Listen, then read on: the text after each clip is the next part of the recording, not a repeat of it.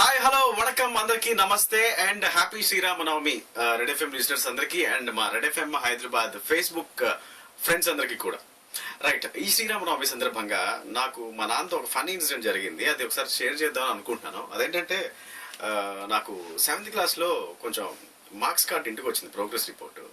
అయితే మార్క్స్ కొంచెం తక్కువ వచ్చాయని నాన్నగారి సంతకం తీసుకోవడానికి భయపడి నేనే ఆయన సంతకం పెట్టేసి ఇచ్చేసాను స్కూల్లో.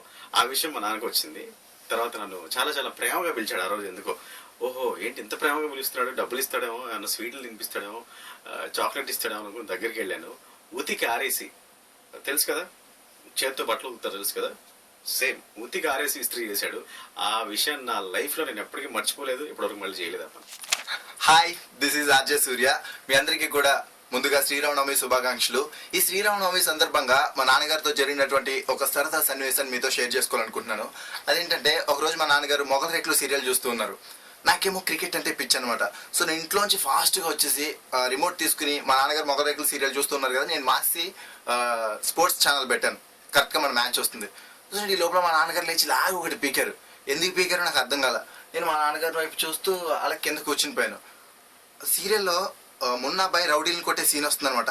మా నాన్నగారు వెంటనే మంచం మించి అట్లా లేచి కుటు కుటు హే అన్నారు. నేనేమో మా నాన్నగారిని చూస్తూ నవ్వుకుంటూ ఉండిపోయాను అనమాట. మీకు కూడా మీ నాన్నతో ఇలాంటి ఫన్నీ ఇన్సిడెంట్స్ జరిగాయా? అయితే ఈ శ్రీరామనవమి సందర్భంగా 40935935కి కాల్ చేసి మాతో షేర్ చేసుకోండి. లేదా రెడ్ ఎఫ్ఎం హైదరాబాద్ ఫేస్బుక్ పేజ్ని లైక్ కొట్టి అక్కడ షేర్ చేసుకోండి. మరిన్ని డీటెయిల్స్ కోసం సూపర్ హిట్స్ 93.5 రెడ్ ఎఫ్ఎంని వింటూ ఉండండి. అందరికీ హ్యాపీ శ్రీరామనవమి.